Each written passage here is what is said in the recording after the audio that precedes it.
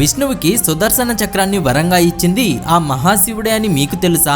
పరమేశ్వరుడిని దేవతలు, రాక్షసులు, అసురులు అందరూ పూజిస్తారు. చివరికి దేవతలకే దేవుడైన మహావిష్ణువు కూడా శివభక్తుడే. ఒకసారి మహావిష్ణువు శివునికి 1008 కమల పువ్వులు నైవేద్యంగా ఇస్తానని ప్రతిజ్ఞ చేస్తాడు. చెప్పిన విధంగానే ప్రపంచమంతా వెతికి 1007 కమల పువ్వులు సేకరిస్తాడు. కానీ చివరి పువ్వు మాత్రం ఎంత వెతికినా దొరకదు. విష్ణువు తనకు దొరికిన కమల పువ్వుల్ని పరమేశ్వరి ముందు ఉంచుతాడు. ధ్యానంలో ఉన్న మహాశివుడు తన కళ్ళని తెరవకుండా చిన్నగా నవ్వుతాడు. ఎందుకంటే పరమేశ్వరుడికి తెలుసు వాటిలో ఒక కమల పువ్వు తక్కువగా ఉంది అని. అది గమనించిన విష్ణువు, పరమేశ్వర నన్ను కమలనయుడు అని అంటారు. అంటే నా కళ్ళు కమల పువ్వుల్లా ఉంటాయి, ఆ చివరి పువ్వుకి బదులుగా నా కంటిని అర్పిస్తున్నా అని చెప్పి వెంటనే తన కుడి కన్నును తీసి శివుడు ముందు ఉంచుతాడు మహావిష్ణువు. విష్ణువు భక్తిని చూసి శివుడు ప్రసన్నుడై శక్తివంతమైన సుదర్శన చక్రాన్ని వరంగా ఇస్తాడు. ఫ్రెండ్స్, ఓం నమ శివాయ అని కామెంట్ చేయండి. ఆ శివుడి దీవెనలు మీకు ఎల్లప్పుడూ ఉంటాయి.